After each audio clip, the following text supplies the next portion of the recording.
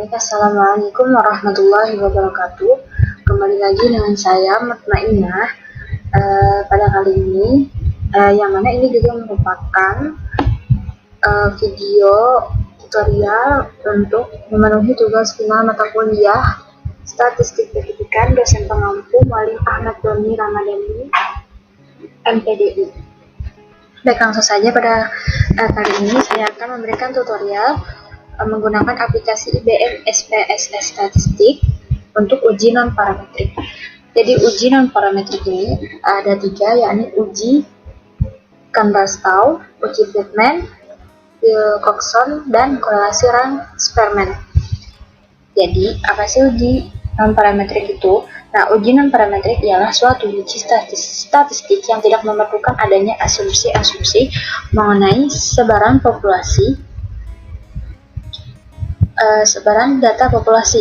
Uji statistik ini disebut juga sebagai statistik bebas sebaran atau distribution free. Statistik non-parametrik tidak mensyaratkan bentuk sebaran parameter populasi berdistribusi normal. Statistik non-parametrik dapat digunakan untuk menganalisis data yang berskala nominal atau ordinal, karena pada umumnya data berjenis nominal dan ordinal tidak menyebar normal. Dari segi jumlah data, pada umumnya statistik non-parametrik digunakan untuk data berjumlah kecil, yakni lebih kecil dari 30. Nah, langsung saja kita ke uji Kandel-Stau. Yang pertama, uji Kandel-Stau. Uji Kandel-Stau ini merupakan salah satu dari statistik non-parametrik dengan skala pengukuran dan data sekurang-kurangnya data ordinal. Korelasi Kandel-Stau digunakan untuk mengukur tingkat kesesuaian, yakni apakah ada perbedaan tingkat kesesuaian ranking antara dua variabel yang diamati. Nah, di sini contoh kasusnya. Nah, pada penelitian seorang peneliti ingin mengubah apakah ada hubungan atau korelasi antara lokasi tempat dengan kepuasan nasabah pada koperasi simpan pinjam KSP Citradana. Untuk itu, peneliti membagikan kuesioner atau pertanyaan kepada 10 orang nasabah yang dipilih secara acak. Adapun tabulasi data jawaban 10 orang responden tersebut dapat dilihat pada tabel di bawah ini. Bisa dilihat seperti ini. Kemudian keterangannya, kriteria penskoran jawaban responden untuk pertanyaan kuesioner pada variabel lokasi dan kepuasan nasabah adalah sebagai berikut. Yang pertama, sangat tidak puas diberi skor 1, tidak puas diberi skor 2, cukup puas diberi skor 3, dan sangat puas diberi skor 5. Nah, untuk langkah-langkahnya, kita buka aplikasi SPSS seperti ini. Kemudian pada variabel view, kita klik di sini, lokasi.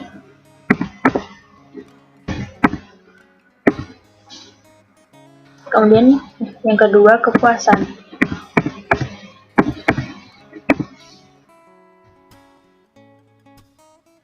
Perhatikan di desimalnya, kita kosongkan.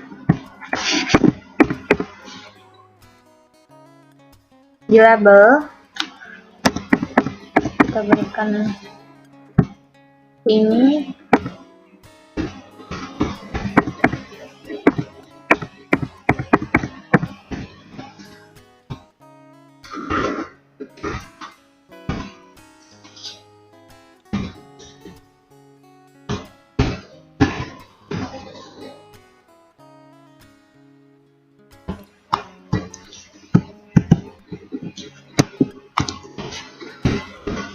Nah, lalu pada measure-nya kita pilih ordinal. Nah, setelah ini semua selesai, kita klik data view. Lalu ketikkan skor jawaban ke 10 orang nasabah tersebut ke dalam kolom yang tersedia. Sini untuk variabel lokasi dan kepuasan. Sini saya sudah menyediakan datanya seperti biasa. Tinggal copy.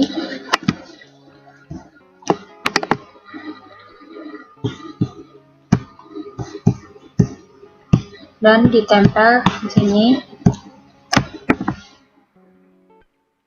Nah, sudah.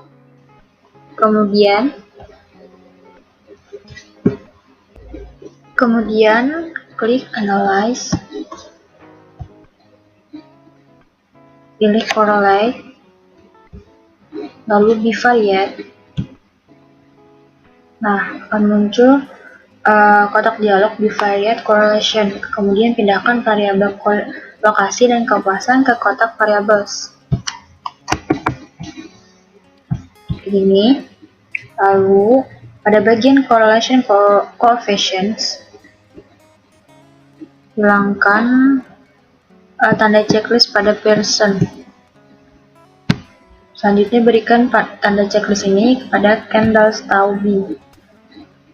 Pada test of significance, berikan tanda pada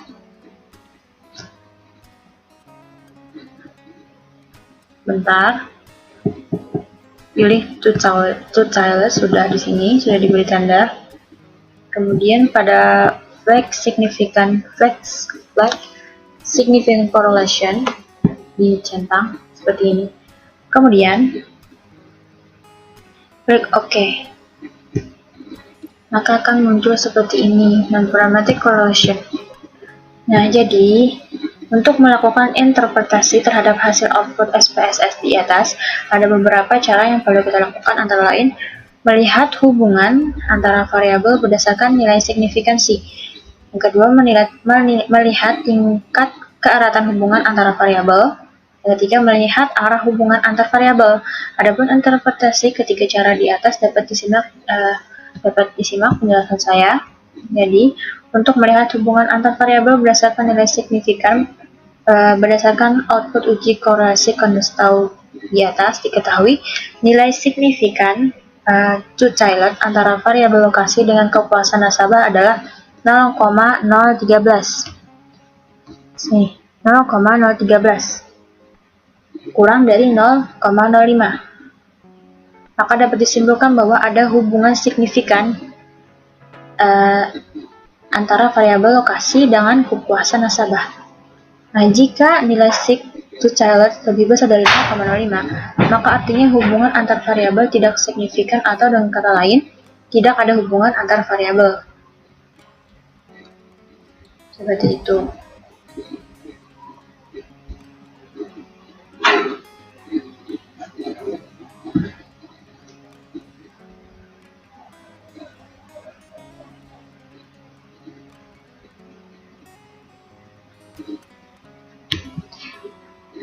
Jadi untuk melihat keeratan,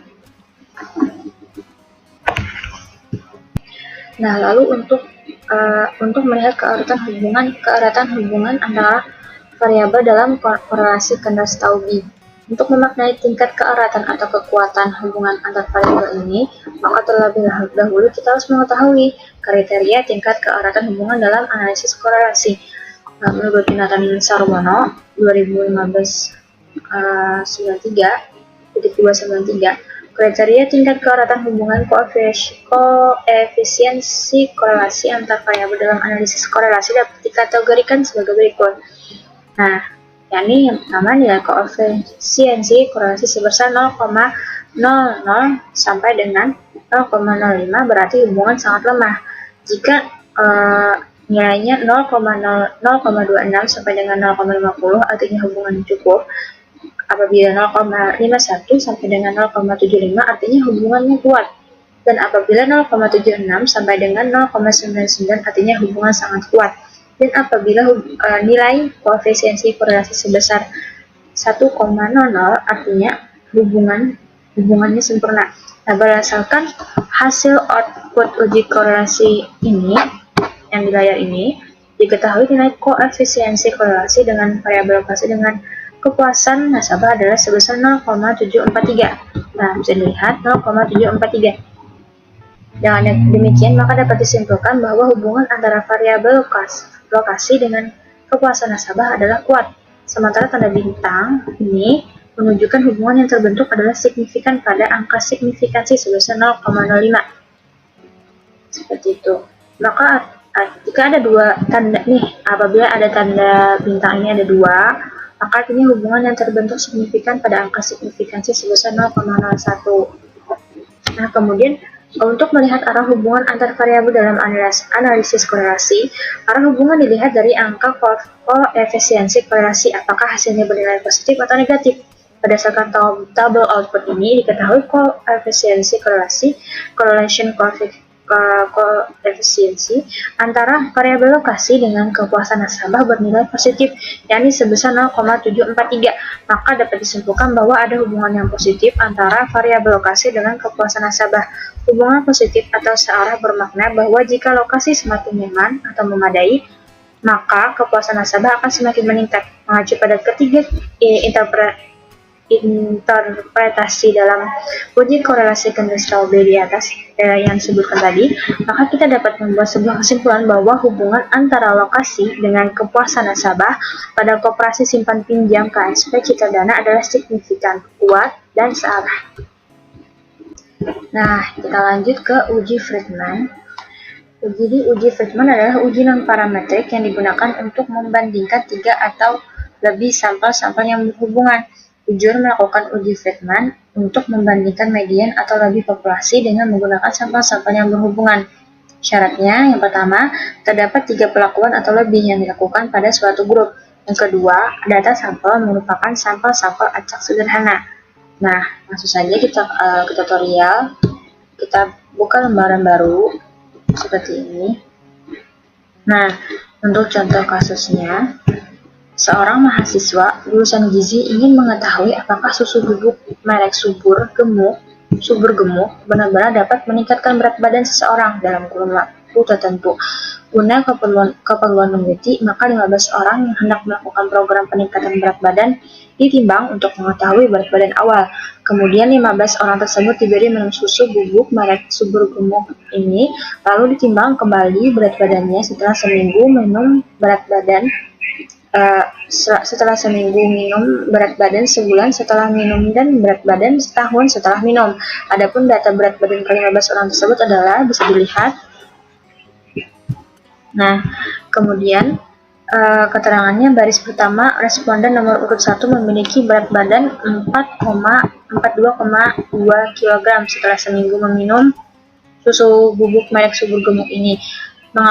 Dan ia mengalami peningkatan berat badan menjadi 42,4 kg setelah sebulan. Berat badan kemudian menjadi 43,4 kg dan setelah setahun berat badannya menjadi 43,4 kg. Demikian seterusnya untuk responden yang lain. Itu seperti biasa kita buka aplikasinya. Nah, seperti ini. Kemudian buka variabel view.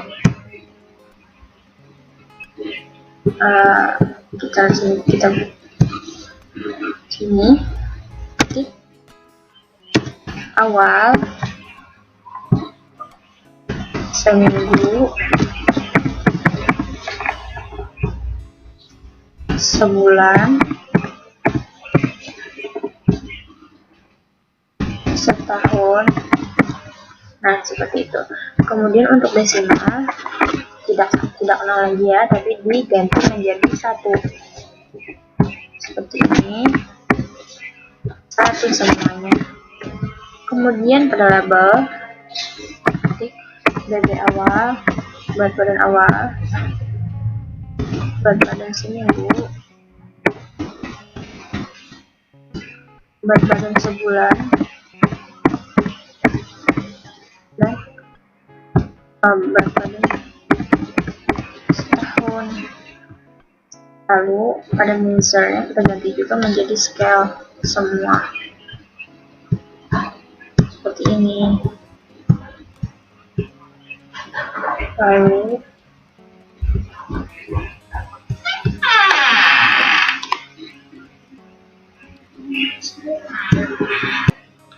nah, kemudian setelah selesai kita buka data view seperti ini. Lalu seperti biasa saya sudah menyiapkan datanya. Nah, ini copy. Mau kembali lagi ke aplikasi tadi. Kita masuk ke ini. Nah, akan tampil seperti ini. Lalu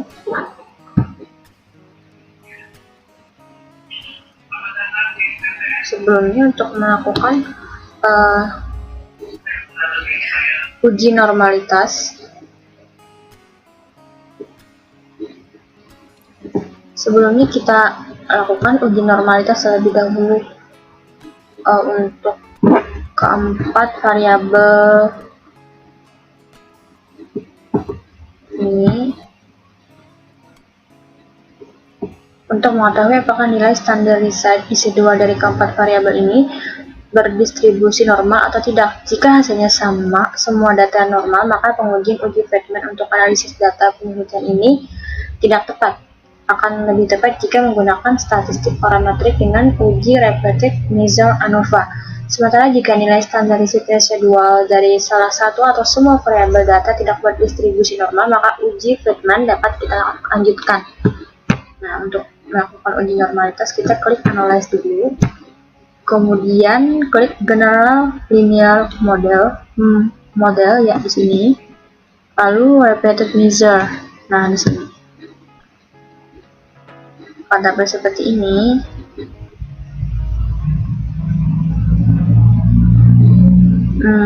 Akan muncul kotak dialog Repeated Measure Define Factors.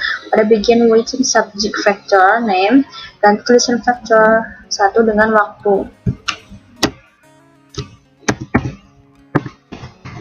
Maaf, karena keyboard saya agak bermasalah, jadi saya menggunakan caps lock seperti ini. Lalu pada kotak number of levels ketikkan 4 nih, karena terdapat 4 waktu pengukuran data berat badan. Selanjutnya klik add.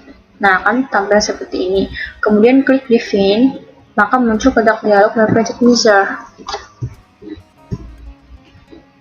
Pindahkan variabel BB awal, BB seminggu, dan berat badan sebulan dan setahun ke kolom weighting subject variable waktu.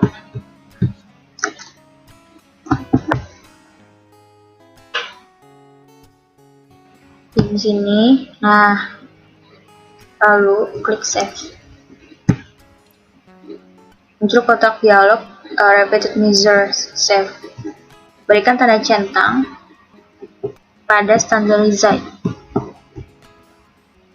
Lalu klik continue.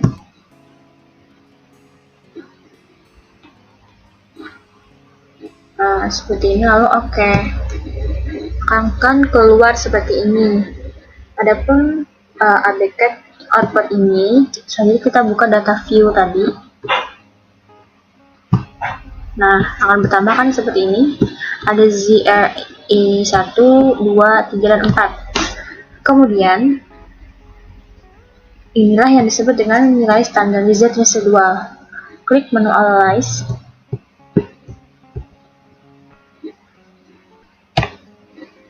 Kemudian Descriptive Statistic, klik Explore. Nah, kemudian akan muncul dialog Explore. Selanjutnya masukkan semua variabel standarized residual ke kotak dependent list. Sini. Oh tidak, ini maksudnya. Dependent list. Nah, lalu klik plot di sini. Akan muncul normally plot with this. Klik continue. Lalu kita klik OK. Nah, akan muncul seperti ini. Cukup perhatikan pada test of normality.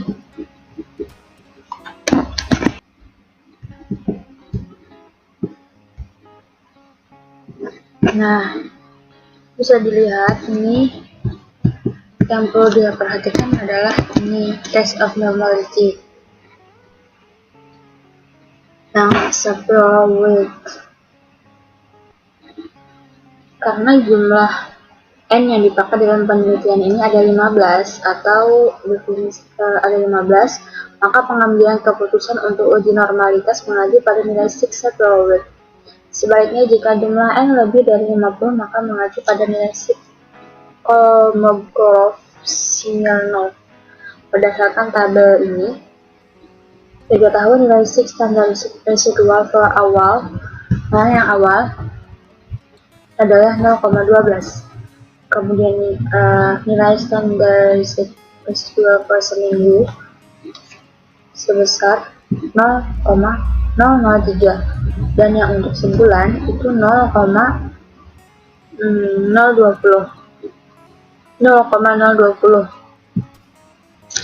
Karena nilai signifikansi ketiga variabel tersebut lebih kecil dari 0,05, maka dapat disimpulkan bahwa ketiga variabel standar residual for awal, seminggu, dan sebulan adalah tidak berdistribusi normal. Sementara untuk nilai standar residual for untuk setahun sebesar 0,380, lebih besar dari 0,05, maka berdistribusi normal. Jadi berdasarkan hasil tes ini, diketahui bahwa ada 3 variabel yang memiliki nilai standarisasi residual tidak normal. Oleh karena itu, analisis data untuk penelitian ini sudah tepat, yakni menggunakan metode statistik non-parametrik dengan uji Friedman. Seperti itu. Lalu berikutnya kita kembali lagi ke ini tadi. Nah, di sini untuk melakukan uji Friedman, kita klik analyze, kemudian non-parametric test, namanya ini, lalu ketik legacy dialogs, kemudian correlated samples ini. Nah, maka akan muncul seperti ini.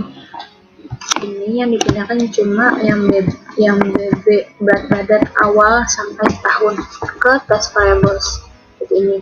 Kemudian centang Friedman,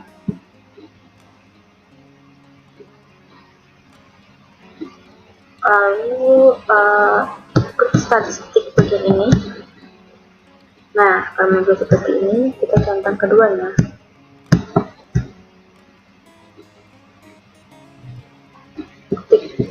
Klik continue, klik OK, maka akan muncul seperti ini. Nah, output ini menunjukkan deskripsi data penelitian dalam bentuk tabel ringkasan. Adapun yang dapat kita peroleh dari ringkasan ini adalah nilai N atau banyaknya responden yang dipakai. Dalam hal ini ada 15 orang yang ditimbang berat badannya dari waktu awal sampai setahun setelah rutin mengkonsumsi susu bubuk merek subur gemuk. Kemudian mean atau nilai rata-rata dari masing-masing pengukuran berat badan untuk 4 waktu yang diteliti, yaitu berat badan awal 49,920 kg, seminggu 43,380 kg, dan sebulan 45,267 kg, dan untuk setahun itu 51,287 kg. Nilai standar deviation atau standar deviasi untuk berat badan awal sebesar 0,52,5468 kg, dan untuk seminggu itu 2,06116 kg, untuk 3,5294 kg, dan untuk setahun 6,5134 kg, 5134 kg. Dan untuk informasi tentang berat badan minimum dan maksimum untuk masing-masing waktu pengukuran. Nah, dan persentase median untuk masing-masing waktu pengukuran berat badan. Kemudian tabel output kedua yakni rank. Nah, di sini bisa dilihat main ranknya. Tabel output ini menunjukkan rata-rata berat badan dalam bentuk ranking, di mana berat badan paling besar berada di waktu pengukuran berat badan setahun setelah rutin minum susu bubuk merek subur gemuk ini. Nah, bisa dilihat yang paling besar adalah berat BB setahun. Kemudian tabel output ketiga yakni tes statistik di sini. Nah, bisa bisa dilihat, ini tabel terakhir merupakan tabel terpenting dalam uji Friedman. Ada beberapa tahapan untuk melakukan interpretasi, yaitu membuat hipotesis dugaan penelitian, melihat dasar pengambilan keputusan dalam uji Friedman, dan membuat kesimpulan.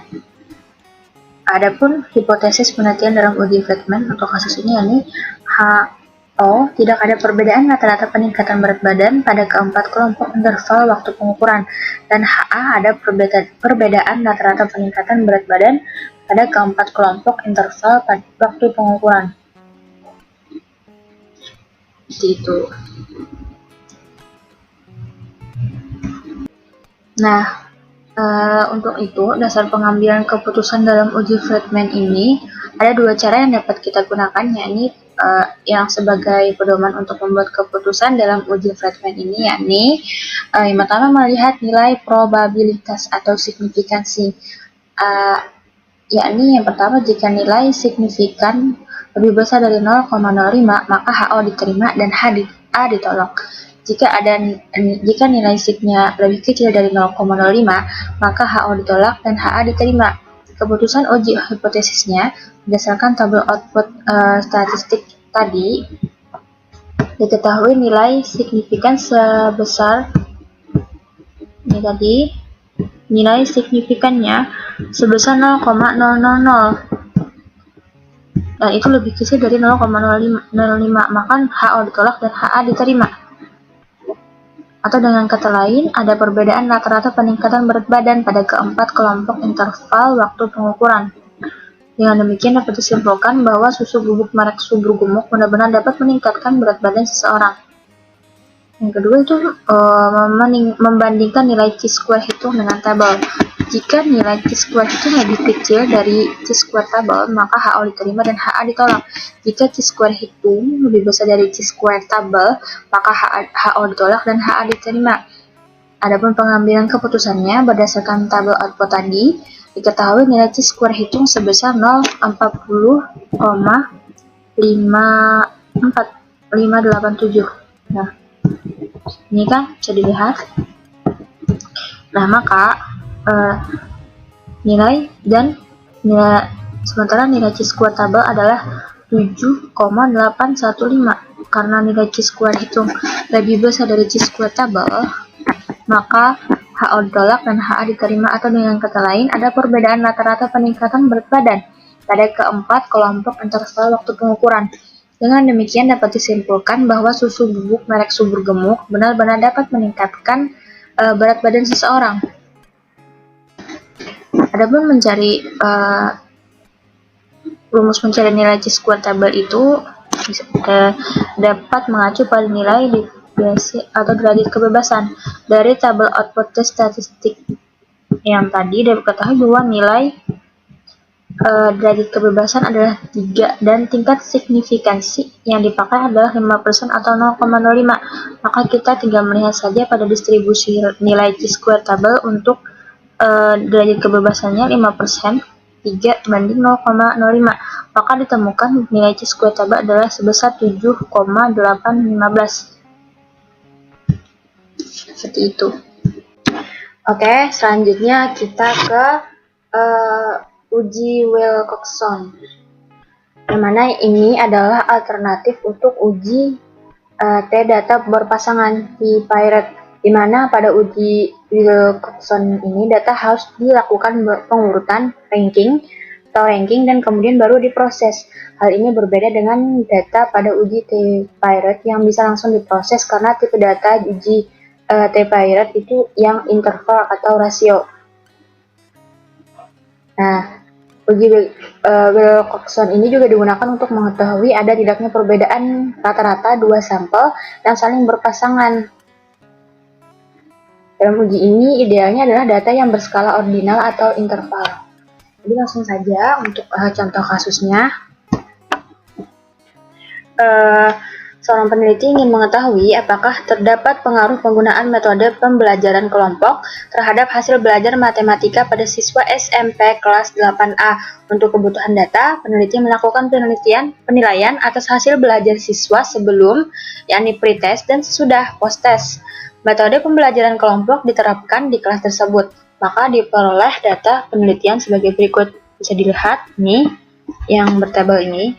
Nah, kemudian hipotesis yang diajukan dalam penelitian atau HA adalah ada perbedaan hasil belajar pretest dan posttest, yang artinya ada pengaruh penggunaan metode pembelajaran kelompok terhadap hasil belajar matematika pada siswa SMP kelas 8A. Catatannya di sini, awalnya peneliti ingin menggunakan analisis statistik parametrik dengan uji Piret sampel t-test untuk uji hipotesis di atas. Namun, karena data penelitian tersebut tidak berdistribusi normal, anggaplah demikian ya, maka peneliti menggunakan alternatif lain, yakni dengan melakukan uji Wilcoxon. Seperti biasa, kita buka aplikasinya, SPSS. Nah, kemudian klik variable view. Nah, seperti ini. Pada variabel pertama, kita isikan sini pre, dan di sini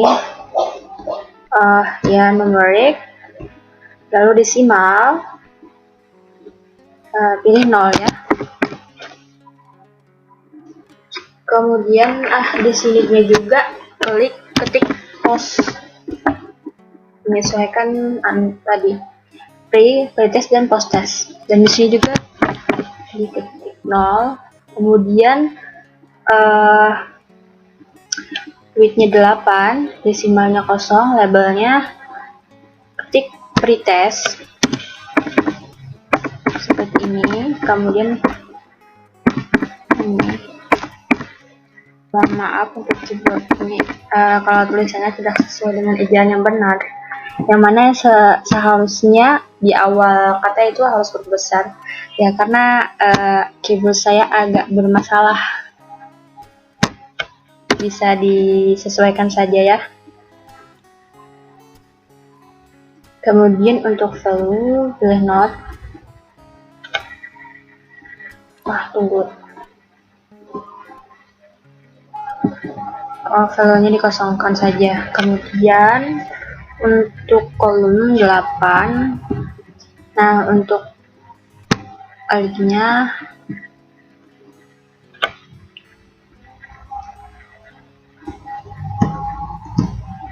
scale, nah seperti ini.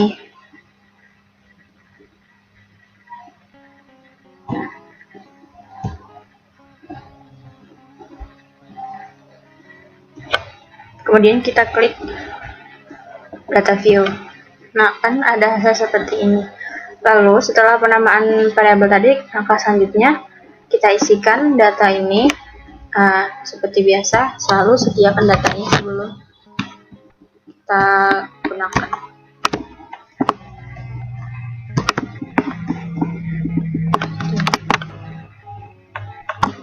Copy, kemudian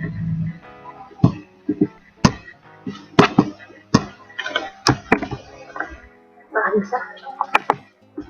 Tidak bisa. Klik kembali.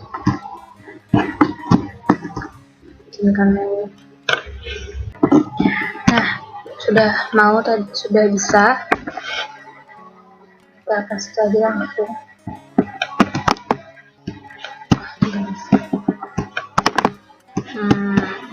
Bentar. Sini bisa.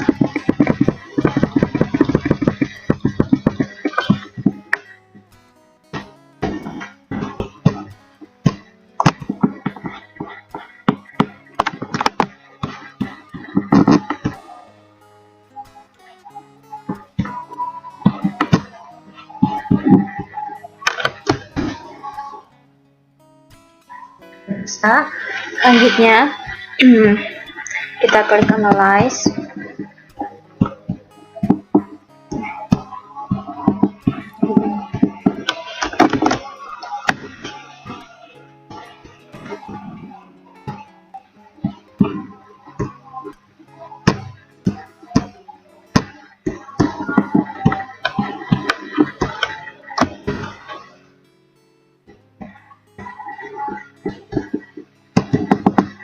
Pantas.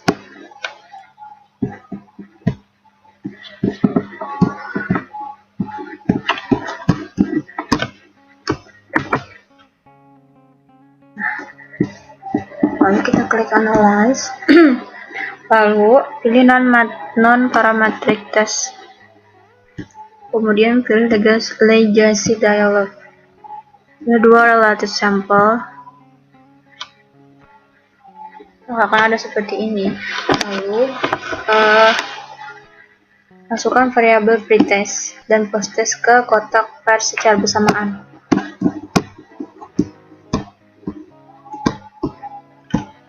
Nah, seperti ini. Kemudian klik Wilcoxon-nya udah, kita klik OK. Maka akan timbul output seperti ini. Dan interpretasi output uji Wilcoxon ini output pertama untuk rank. Negatif rank atau selisih negatif antara hasil belajar matematika untuk pretest dan posttest adalah 0. Jadi baik itu pada nilai n, min rank, maupun sum rank. Nilai 0 ini menunjukkan tidak adanya pengurangan dari nilai pretest ke nilai posttest. Bisa dilihat. Kemudian untuk positif rank atau selisih positif antara hasil belajar matematika untuk pretest dan posttest, di sini terdapat 22 data positif. Yang artinya ke-22 siswa mengalami peningkatan hasil belajar matematika dari nilai pretest ke nilai posttest. Min rank atau rata-rata peningkatan tersebut adalah sebesar 11,50.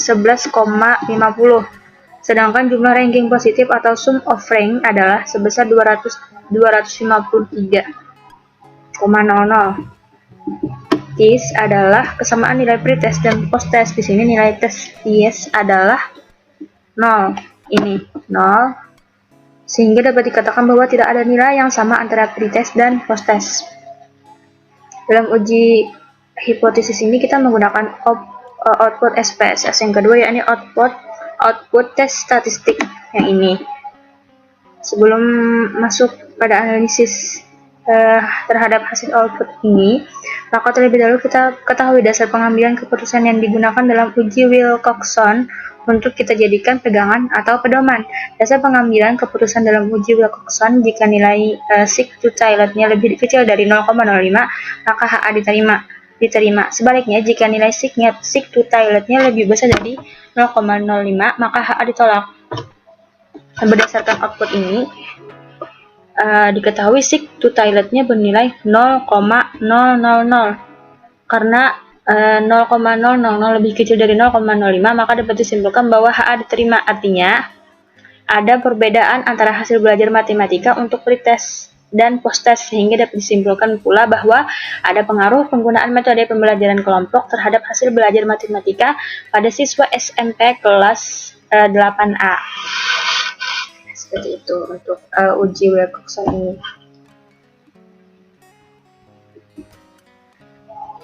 Nah, kita lanjut ke uji korelasi Raynsperman. Analisis korelasi Raynsperman dapat digunakan untuk menguji hubungan antara variabel penelitian pada statistik non-parametrik skala ordinal. Nilai koefisien dan kriteria keeratan hubungan dua variabel yang dipakai dalam analisis ini sama dengan yang digunakan dalam korelasi Pearson. Hanya saja dalam korelasi Raynsperman awalnya akan melanjutkan peringkatan ranking terhadap data yang ada, kemudian baru melakukan uji korelasi. Nah, kita buka lembaran baru. Ini. Nah, untuk tutorial menggunakan uji korelasi Raynsperman ini, kita seperti biasa klik variabel view, pada kolom 6 baris pertama tuliskan X. Seperti ini.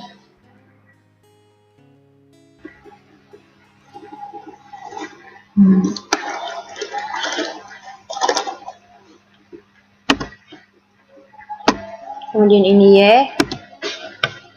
Dalam analisis korelasi tidak ada istilah variabel bebas maupun variabel terikat. Dengan demikian dapat diartikan bahwa kedua variabel yang dikorelasikan dihubungkan bersifat independen antara satu dengan yang lainnya. Maksudnya adalah masing-masing variabel berdiri sendiri dan tidak tergantung satu sama lain. Misalnya saya mempunyai variabel X dan Y, maka hubungan variabel X dan Y adalah sama dengan hubungan Y variabelnya dengan X. Seperti itu. Kemudian ini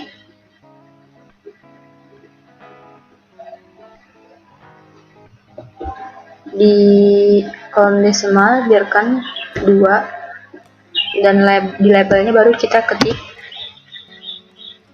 kualitas produk dan kepuasan konsumen. Nah, seperti itu. Kemudian langsung saja kita klik data view seperti ini. Nah, lalu kita copy data yang sudah ada.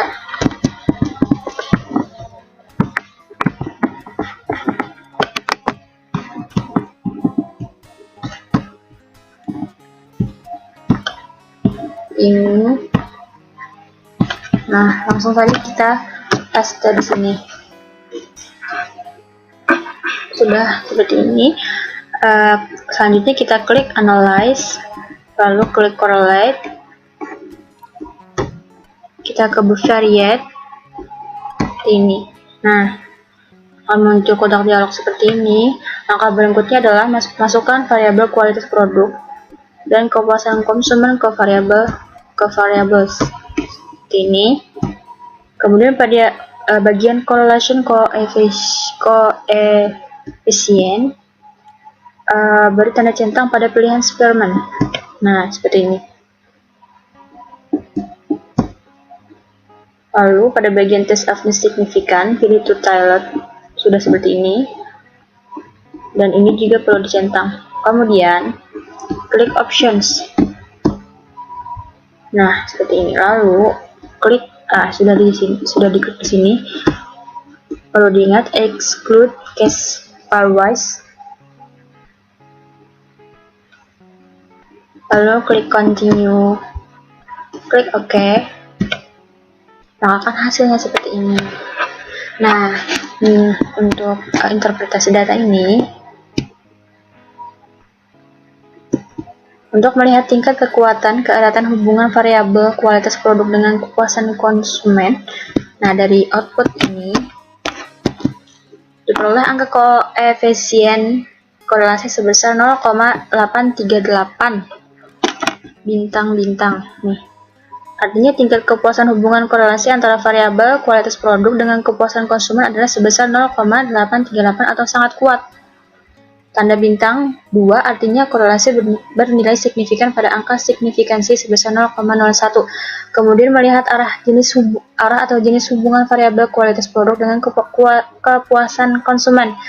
Angka koefisiensi korelasi pada hasil di atas bernilai positif, yaitu 0,838, sehingga hubungan kedua variabel bersifat searah.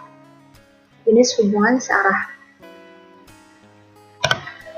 Nah, dan dengan demikian dapat diartikan bahwa kualitas semakin ditingkatkan kualitas produk. Maka kepuasan maksudnya seperti ini, kualitas produk tuh harus semakin ditingkatkan, maka kepuasan konsumen juga akan meningkat. Dan untuk melihat signifikansi hubungan kedua variabel tersebut, berdasarkan output ini diketahui nilai signifikan atau sig to tilde adalah 0,002, karena nilai sig to tilde lebih kecil dari 0,05 atau 0,01, maka artinya ada hubungan yang signifikan berarti antara variabel kualitas produk dengan kepuasan konsumen. Nah, itulah semua uji non parametrik yang telah kita praktekkan. Semoga dapat bermanfaat.